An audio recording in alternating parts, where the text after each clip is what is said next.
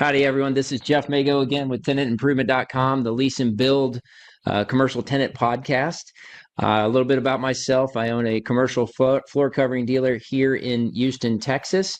We created Tenant Improvement as a podcast or as a platform website that you can visit for commercial leasing brokers, for business owners and managers, for property managers who are actively participating in tenant improvement and capital improvement projects.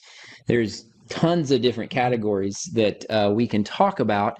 And today I've got a great expert with me, Mr. Danny Lovelady.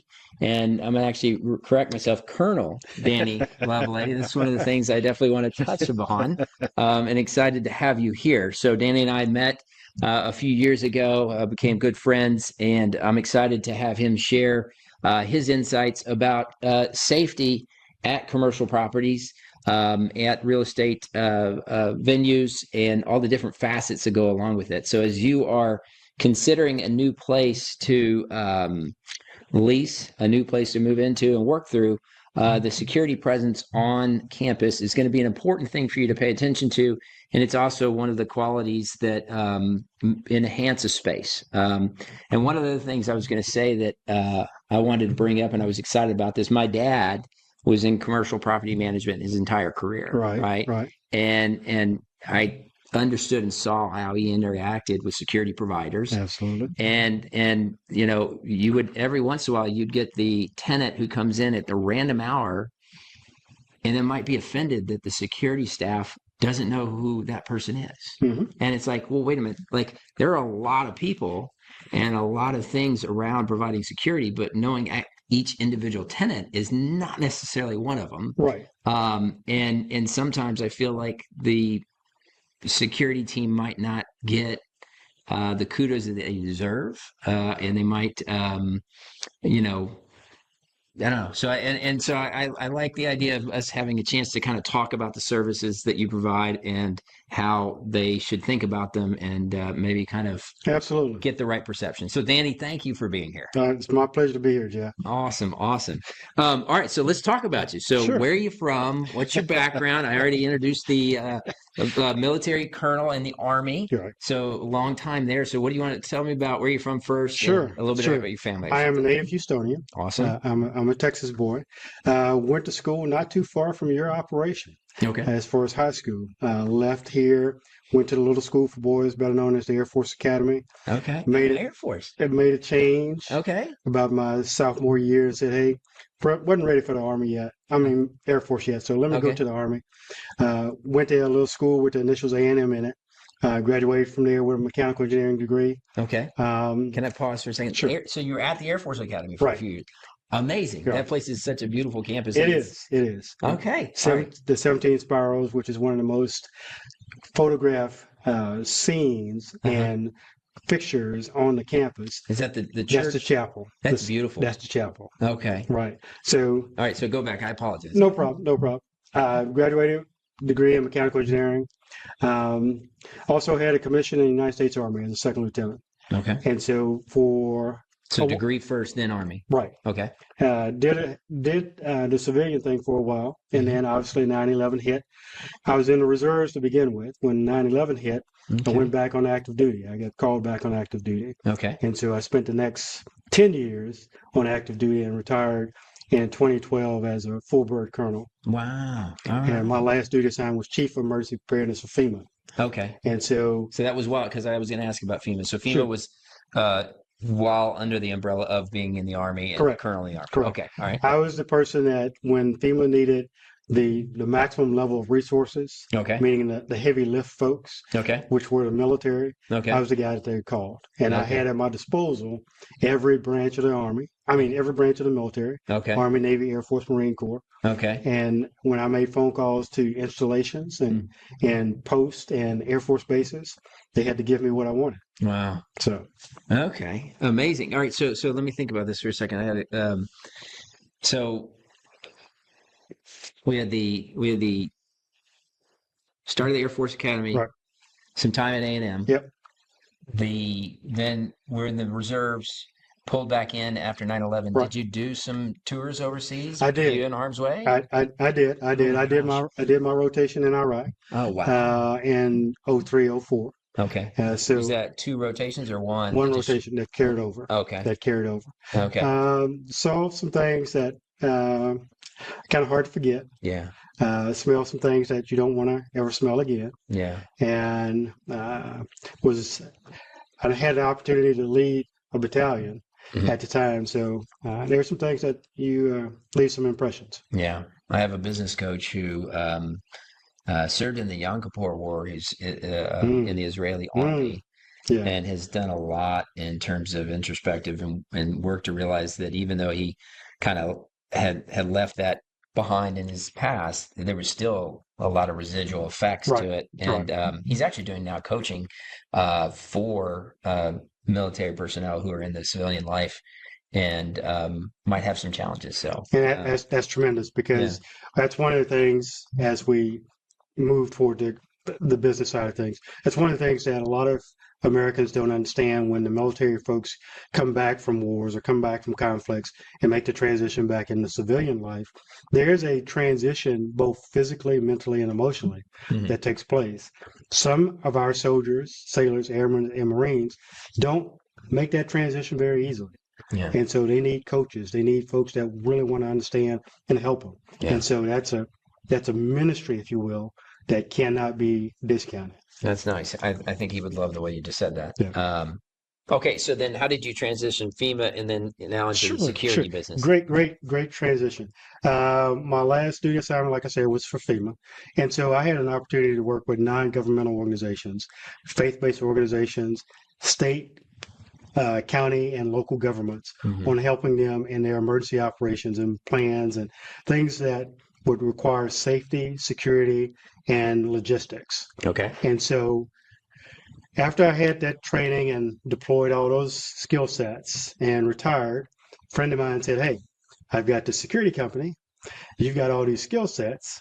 Can you leverage those skill sets by teaching, these faith-based organizations, non-governmental organizations, how to prepare for emergency operations?" Okay. And so that was my introduction into security. Okay. I became president of a private security company for about 2.5 years and said, the normal entry into entrepreneurship, I think I can build a better mousetrap.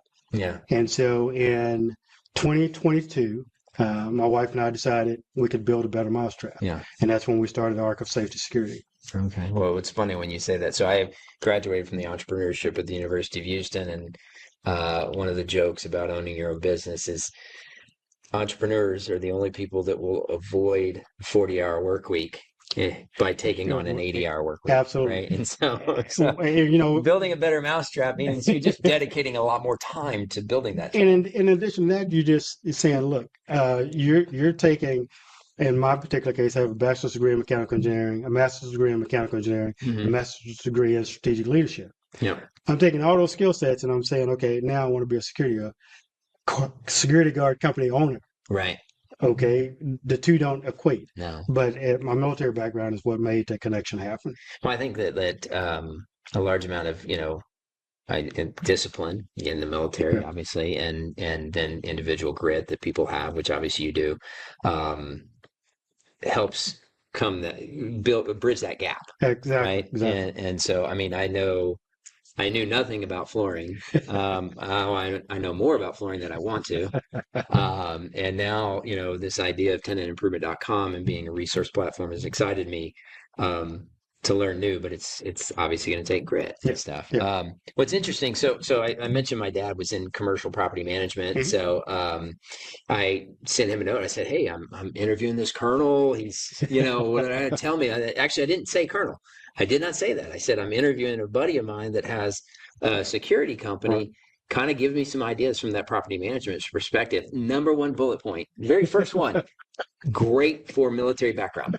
And I was like, "Oh, Dad, did I tell you the colonel?" So we kind of laughed because he came over for dinner last night and everything like that. Good. So that's good. So well, that's cool. So Ark of Safety Solutions, been in business how many years now? We've been in business now 4 years. 4 years. Okay. We founded the company in 2020. Okay. right when everything was... Right during the pandemic, right at the height of everything, we said, look, let's go ahead and put the foundation of the business together. So we spent the first 7 months putting the foundation in place. Okay. And because we are a licensed private security company in the state of Texas, obviously we had to meet all the requirements for the state. Okay. The licensing, the insurance, the training, the policies and procedures, all your processes needed to be in place before they would issue you a license. Okay. And so... Like a documented playbook, ready documented to go. Playbook. Wow. As the owner, I had to take what's called a qualified manager's exam. Okay. In which the failure rate is like 70%. Oh, wow. For first time takers. Okay. And so making sure that we took care of all the logistical part of the business and operational part of the business in the very beginning. Started off in March of 21. With 2 clients and 4 officers. Okay. And now in 25, we're about 75 officers, 27 plus clients from Houston, Dallas, Fort Worth, Austin, San Antonio. Okay. So starting to branch out over Texas, 75, that's a big head count. We were laughing about that earlier, and how, people are a complete necessary thing that we have in our business to provide our services. And then there's also challenges with that. Absolutely. In management. What I would find interesting, and we'll segment it to others, but I'll throw this one last little lob out there question. Like, you got the military background, right?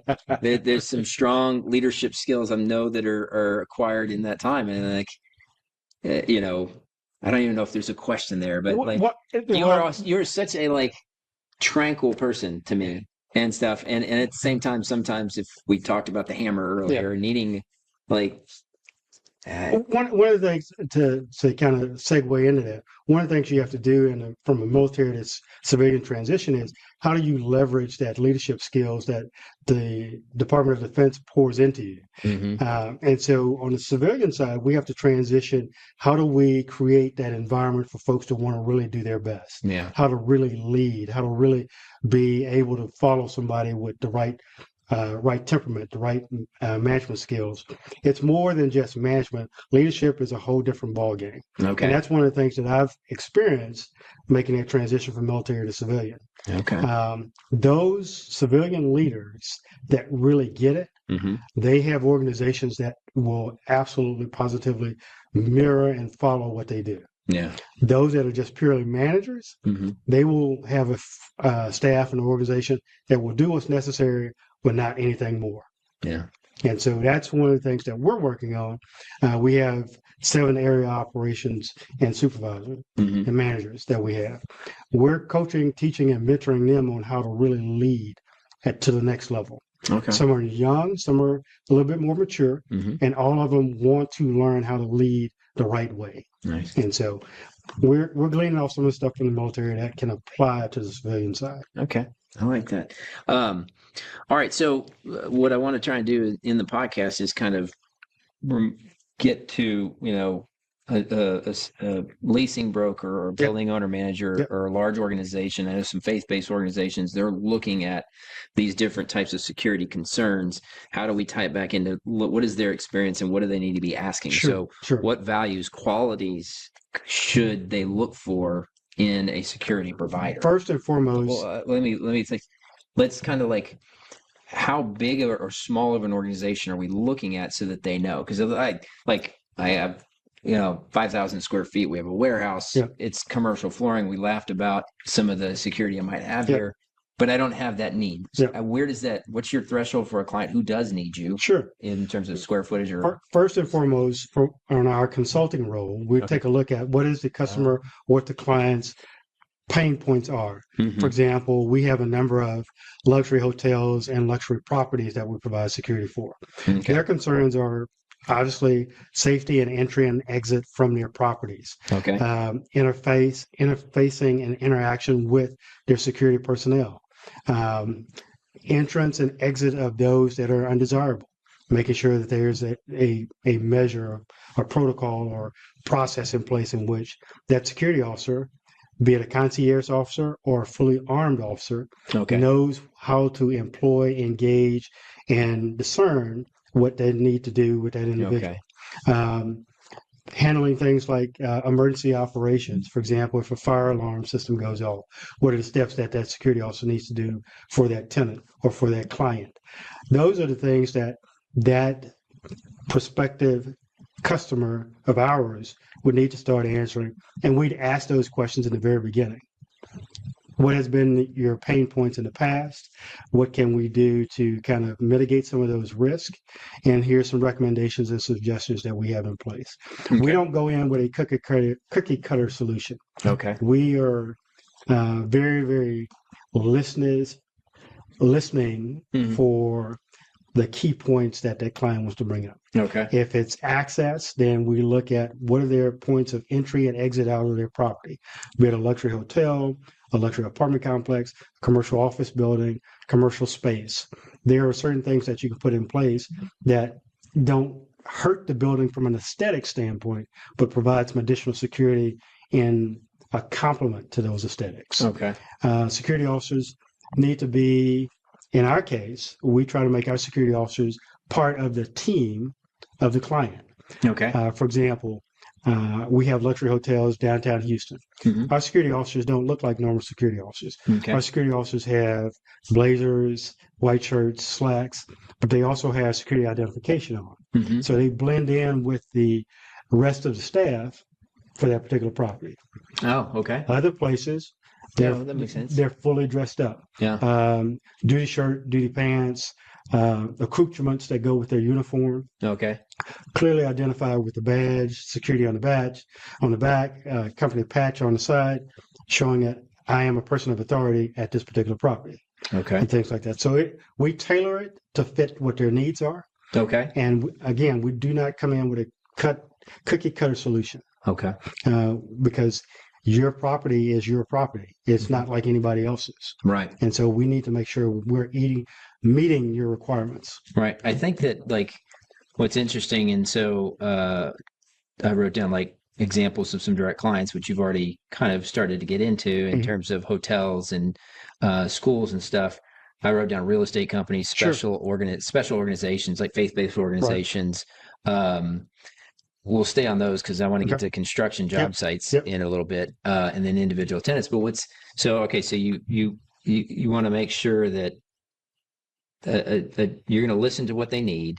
You're going to come to them with different procedures, and somebody, qualifying a company like yours, they're going to, okay, well, what are those procedures? Because we do know that, we are in a downtown environment and we're on the 50th floor. That's different, a downtown environment on the first floor. Absolutely. Right? Absolutely. And what we try to do is we give them a primer, if you will. Okay. We will give them a copy of our boilerplate, what's called post orders, which are your left and right limits of what you expect your security staff to do. Okay. We've developed those over the years in which 85-90% of the solutions and issues that a client may have are contained inside that boilerplate. Okay. And we start to tailor that last. So you can do like an a la carte. Right. This is something we need. Right. This is something we don't need. For example, radio communications versus cell phone communications.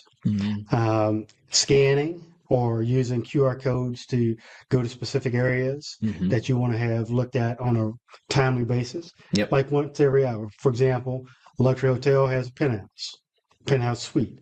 How often do you want that penthouse suite and area to be scanned? Right. Or patrolled? And you can define that, design that, and we can accommodate that. Okay. Whereas in the administrative area, how often do you want them there? Right. What kind of interaction do you want the officer to have with the staff? Right. And then on the first floor or in the lobby, what kind of interactions you want the staff to have? Okay. So it tiers its way up or down. So lower levels, more intense security, higher levels, maybe less. Absolutely. But that's because any threats or issues would probably be handled prior to getting out. Because most of the time, those properties will have access measures in place to go to those upper floors. Okay. And so if they don't, then we start asking the question. For example, video surveillance.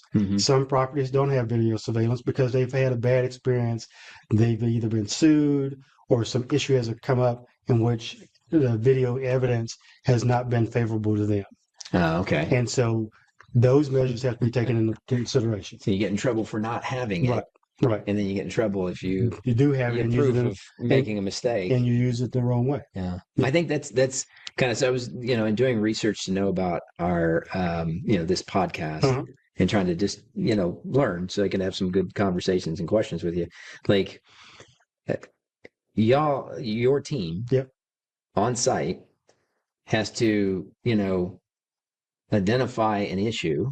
Let's say it's an individual. Right. But there's only so much you can do until they've gone over the line. Absolutely. So it's almost like, okay, and what's funny is you might have like somebody who's got they can see 3 steps ahead. They just have to wait for step 2. And I give you another case. Yeah. Because Houston is an international city. Yeah. And you have folks, for example, folks from Spain speak at a higher level and more animated in a conversation. An officer may discern that as, okay, there's a problem getting ready to happen. No, they're just having a conversation. Yeah. Whereas you may have somebody from a different country that is very, very low key, but is just bubbling up to the top, getting ready to make something happen. And so you've got to ascertain by your observation what the climate is around you. And you can't make conclusions. You can't jump to conclusions without going through the steps of, okay, is this plus this occurring? Yeah. If these 3 things happen, then this is my action. So I have 2 funny memory, one funny memory, and then a comment on that. But it was like I have a cousin who's on that side of the family. There's some big boys. He's 6'5", something like that. And a big guy, and he was a bouncer at one point at a bar. And he's like, "Yeah, you always sometimes watch for the quiet ones, right?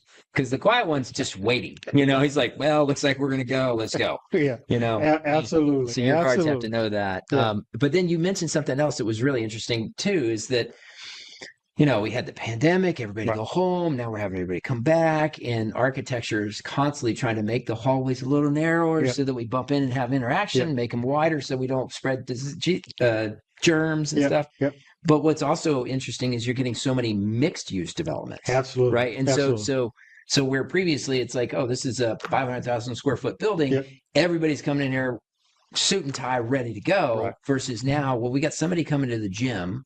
We have somebody that has a paint studio somewhere. We have somebody that is, and you don't know. You've got common work, for example. Yeah. You've got WeWork, which is not in business anymore, but WeWork kind of locations, right?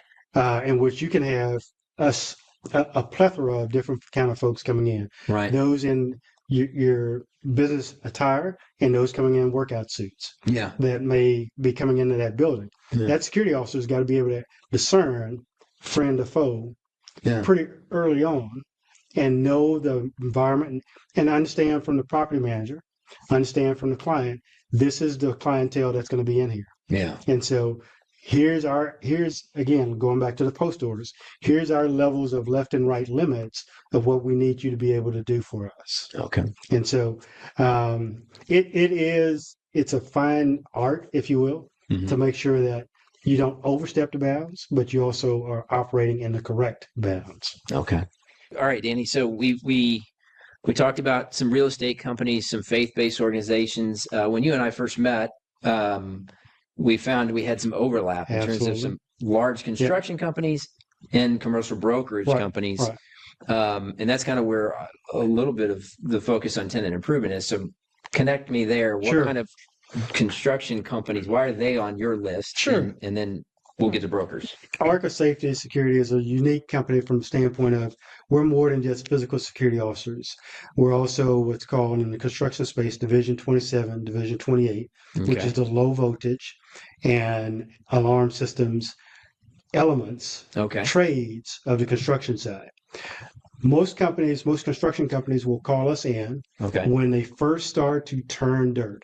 Because we'll put the physical officers out there to protect all of their assets. Mm-hmm. And not only their assets, but in some of our cases, for some of our clients, we control access to the construction site. Okay. And so only limited personnel, authorized personnel, cleared personnel should be on that site. And so for one of the largest projects in Houston right now, one of the largest for Harris County, we're the sole security company for that project. Okay. And so we have security officers at the gates providing entrance and exit protocol for folks going in, the vehicles coming in there, clearing the vehicles, making sure that only those assets and those authorized to be on that construction site are there. So that's our moving the dirt portion. Okay. We also can provide to that same general contractor we provide the Division 27, Division 28, the low voltage, the alarm systems, access control, AV equipment, AV systems, all those things that are the low voltage side of the construction space, we can provide those. And so we like to say we're there when you first start to move the dirt, and we're there when you make up or create the walls. Okay, so you said 27, 28 division? Correct. Okay, and so it's only during the construction phase, and then you have a chance maybe to build a relationship on. Exactly. Okay. We first get our foot in the door with the physical security officers. Then when our general contractors find out, hey, we're a full service security agency in which we have the ability and the resources to do Division 27, Division 28, said, hey, why don't we just use one resource to do two jobs for us? And that's where we can provide some economies of scale to our clients. Okay, but that's still the construction phase, and then it might transition. So once the ownership of the building takes over. Once there's a COO, certificate of occupancy, by the client, we can come in and say, we can provide you the monitoring service. We can provide you the access control services, because we'd like to have a long-term relationship with our clients. Yep. And our company is built on that. Yep. And so if we're the guys that are helping do the design of your low voltage system, we are probably the best prepared to be the ones that service and maintain your system for however long you're going to be in the building. Is the low voltage system in the structure of the building, or is it just laid out to watch during construction? It's in the structure. It's in the structure. Okay. If you look at the plans and drawings, the C's and D's of a new site being developed, Division 27, Division 28 is notoriously the last mile to get crossed, but it's also a very essential mile to get crossed. Okay. All right. So architects would need to pay attention, want to know you, brokers, and then obviously, anybody who's got a larger project. Absolutely. So we talked earlier, you got a staff of about 75. Correct. Recruiting has got to be a huge thing. I mean, we got 16, 6 of us here and 12 remote, but it's still, I would imagine it's easy. It is a challenge. Okay. We try to position ourselves as a destination, not a pass-through for the security industry. And so we've done some things that we believe has helped us with our recruiting effort. Our best recruiting tool to date has been our own staff. Our folks use word of mouth to tell their friends, peers that are in the business, hey, you may really want to consider coming to work with us because here's some of the sites that we work at. Here's some of the jobs that we work at. Here's the environment that we have. Here's the culture that is part of Ark of Safety. And so we know we can't compete with the Fortune 100 companies in regards to the security space with all their benefits and accoutrements and everything else. But what we try to do is give them assignments in which they can actually see their impressions and their impact to the client. And so that makes so far that's made a difference with our staff. It's funny, we go down to, I'm trying to think, it's one of the Houston Center buildings, but there's a security desk after you go up a big escalator in this rotunda type lobby, and there's the woman there always has a smile. Yeah. And is ask nice questions to know about your day that don't feel casual but also don't feel intrusive. And I'm like I actually enjoy going into the building just to say hi to her. And I should know her name. I should be able to call her out right now by name because she deserves it. Well, the thing that we try to do is make sure that our clients, because if you looked at our portfolio of clients, those large companies I just spoke about a few minutes ago would love to have our portfolio. Would absolutely positively love to have it because of who they are. Right. And so we try to make sure that our clients understand the value that we bring to the table. Okay. Because this is a very, very competitive space. And so we've got to be able to distinguish ourselves from our competition. Yeah. All right. So let's kind of, as we come towards the end of the podcast, I know there's several different categories of service that you provide. and I'm just going to kind of read it off because I pulled these from your site. There's the concierge service, and that was kind of my vision of that young woman that works downtown. There's unarmed, there's armed. We did Christian Dior in the Galleria, and it was one of the most expensive floors we've ever put in. Right. Didn't, I'm not into fashion, and I'm a dad, so I don't dress with the latest, but they always had, like, right as they were taking over the store and putting stuff in, I'm like seeing sneakers for thousands of dollars, and all of their team was very nicely dressed, and half of them had very nice suits on. Right. And it was only for, a day or two, and then all of a sudden I see one kind of lean, and I'm like going, oh, he's packing. Like, whoa. And I'm like, well, but so armed services, vehicle control. We talked about security earlier, but so tell me about, just highlight some of the service differences that people would know how to look for you. We are a full service by the state of Texas licensed security company, which means we have non-commissioned officers, which are the unarmed officers. Most folks mostly know them as concierge officers in luxury properties and luxury hotels and things like that. We have armed officers. Armed officers are licensed by the state of Texas to carry a weapon, but also they are prepared to do everything that they can to protect their client. We have school resource officers. We're very, very fortunate and very blessed to be a security company for a number of charter school districts here in the Harris County area. And we're also executive protection, personal protection, bodyguard folks. Okay. And so we are very, very, very selective about who we take on as a client for them. And then our patrol service, we do patrols for the city of Houston. We do patrols for Harris County, and which we have armed officers and patrol vehicles going around the city, protecting the commercial business district for our particular clients. And then lastly, then is our technicians. Our security technicians by the state of Texas have to be licensed as well. So our security technicians are licensed security officers also. Okay.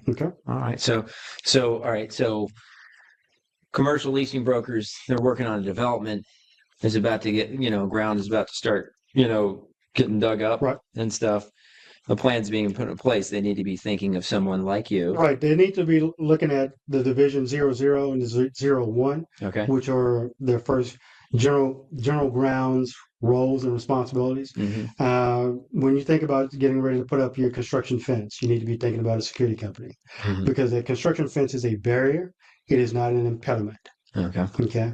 And if you have a property that is going to be a high value property in which you're going to have a lot of assets, a lot of folks.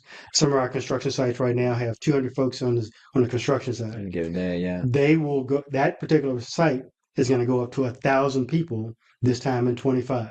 Oh wow! And so they know already the level of security that they want to have in place. Yeah. And so we can span and we can expand as needed based on the requirements. Okay, and then so architects or business owners that are looking at the development, they're going to be maybe interviewing with you guys ahead of time for their needs in terms of like egress, in and out. Right.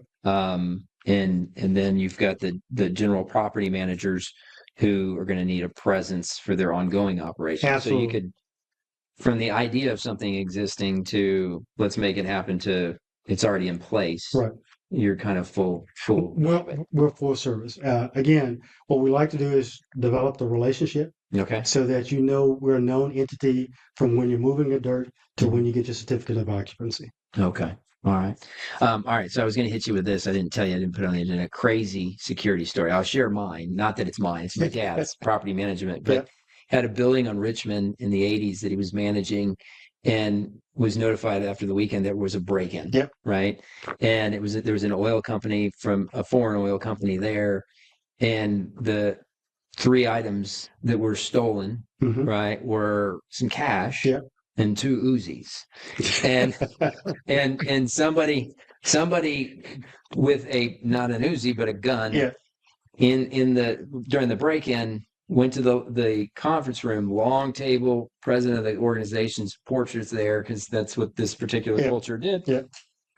Put a bullet. I mean, good shot, right? So it was like, and it kind of woke my dad up to like going, oh, there's some stuff going on in the building that I didn't even know about. Not that they were doing anything wrong. Yeah. Maybe they were with having those kinds of weapons. But I would imagine, craziness and stories are good. Do you have anything that came to mind that you'd like to share?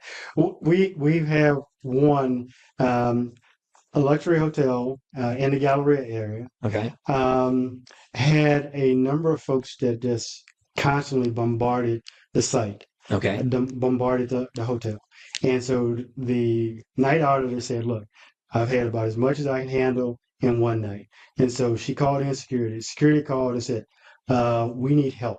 And so we have a special button on our time and attendance system that's on our phones, in which if a security officer needs additional assistance, they can hit that button and other security from in the vicinity will show up quickly. In this particular case, it was off of a football game. And they were kind of excited and kind of inebriated and things like that. And so my guys showed up and they kind of said, we're leaving. The patron said, we're leaving. Okay. It's one or two of y'all that we just don't want to engage with. All right. We'll leave right now. We know when we need to leave. All right. And we're leaving right now. You kind of showed up with the team and the fans were like, okay, you made a point. We got to go. You made your point. We'll find somewhere else to go to. So gotcha. Stories like that. And, we've got stories from one of our, state of Texas was one of our clients in the past, when the big, just cavalcade of theft of catalytic converters were taking place on vehicles. This particular client said they didn't need 24-hour coverage. They came in after a weekend. The fence had been cut open for their motor pool, and 10 vehicles had their catalytic converters taken out. Ouch. And then they immediately called me and said, we need 24-hour service now, right now. And so we provided them 24-hour service after that. And then after that, we didn't have any more problems and stuff like that. Yeah. So. Funny. Wow. Yeah. Well, the craziness that life presents us in our different businesses. But you've been a great guest, and I want to say thank you so much. Thank you. I appreciate it. Was lucky to have you here, and hopefully business will be great in 25 for you guys and us. And same. We'll have another podcast in the future, and I'll see if I can have you join us as well. Count on it. Cool. Thank you, sir. Thank you.